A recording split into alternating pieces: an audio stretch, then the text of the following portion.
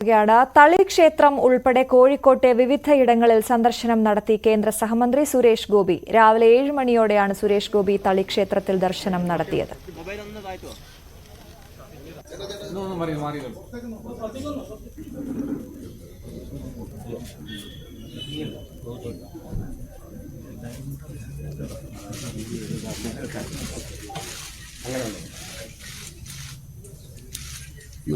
തുടർന്ന് ബിജെപി ജില്ലാ കമ്മിറ്റി ഓഫീസും പി വി ഗംഗാധരന്റെ വീടും സന്ദർശിച്ചു. തൃശൂർ മേയർ വിവാദം, മുഖ്യമന്ത്രിയുടെ വിവരദോഷി പരാമർശം തുടങ്ങിയ വിഷയങ്ങളിൽ പ്രതികരിച്ച സുരേഷ് ഗോപി എയിംസിന്റെ കാര്യത്തിൽ MK രാഘവന് രാഷ്ട്രീയ ദുരുദ്ദേശമാണെന്നും വിമർശിച്ചു.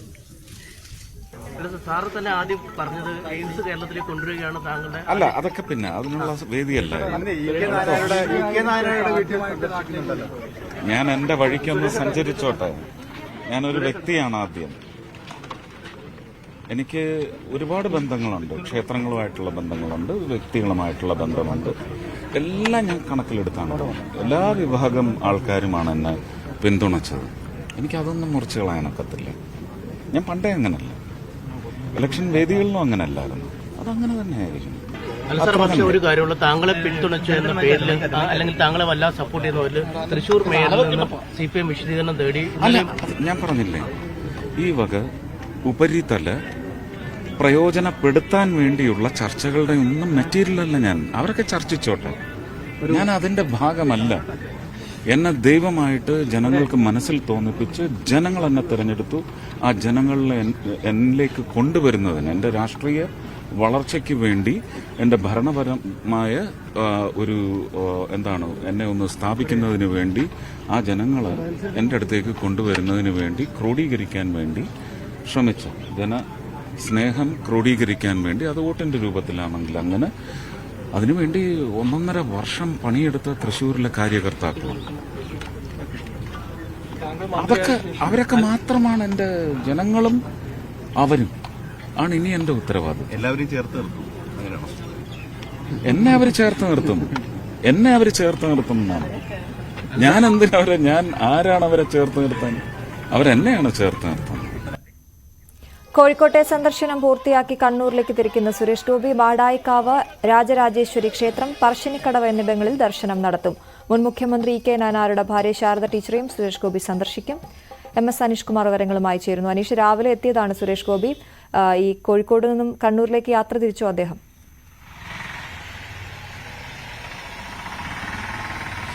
കണ്ണൂരിലേക്ക് യാത്ര തിരിച്ചു. രാവിലെ 6:30 കോഴിക്കോട് തളിക്ഷേത്രത്തിൽ അദ്ദേഹം ദർശനം നടത്തി.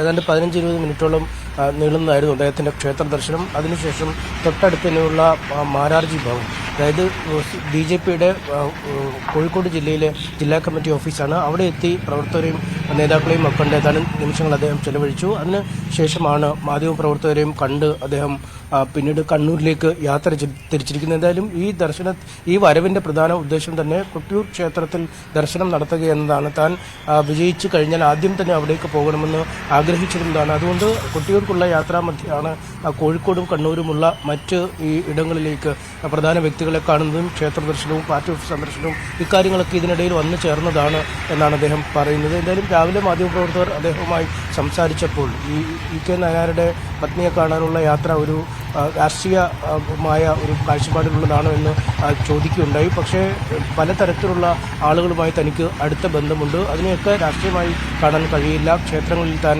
പോകാറുണ്ട്. അത്തരം വ്യക്തിപരമായ ബന്ധങ്ങൾ താൻ പണ്ടേ കാത്തു സൂക്ഷിക്കുന്ന ആളാണ്. ഇനിയും അത് കാത്തു സൂക്ഷിക്കും എന്ന് അദ്ദേഹം പറയുകയും ചെയ്യുന്നു. ആ ബന്ധം ആർക്കും അറുത്ത് മുറിച്ചു മാറ്റാൻ കഴിയില്ല എന്നും വ്യക്തമാക്കുന്നു. ഒപ്പം കോഴിക്കോട്ട് MP MK രാഘവൻ ഇന്നലെ സുരേഷ് ഗോപിക്കെതിരെ വിമർശനവുമായി രംഗത്തെത്തിയിരുന്നു. കാരണം കോഴിക്കോട്ട് വരുമെന്ന് ഉദ്ദേശിച്ചിരുന്ന സർക്കാർ സ്ഥലമേറ്റെടുപ്പ് വരെ ഏതാണ്ട് 75% പൂർത്തിയായ കോഴിക്കോട് കിനാലൂരിൽ എയിംസ് വരുമെന്നായിരുന്നു സർക്കാർ പ്രതീക്ഷിക്കുന്നത്. എന്നാൽ അതിന് വിഭിന്നമായി BJP മറ്റ് ചില ഇടങ്ങളിലേക്ക് എയിംസിനെ എടുക്കാൻ ശ്രമിക്കുന്നുവെന്ന് അടക്കമുള്ള ചില കാര്യങ്ങൾ മുന്നോട്ട് വന്നിരുന്നു. എന്തായാലും അതിന്റെ അടിസ്ഥാനത്തിൽ അദ്ദേഹം വിമർശിച്ചിരുന്നു. പക്ഷേ അക്കാര്യത്തിൽ 2016 തന്നെ തന്റെ അഭിപ്രായം താൻ വ്യക്തമാക്കിയിരുന്നു എന്നാണ് സുരേഷ് ഗോപി പറയുന്നത്. ഒരു തരത്തിലുമുള്ള രാഷ്ട്രീയ ലക്ഷ്യങ്ങളില്ല.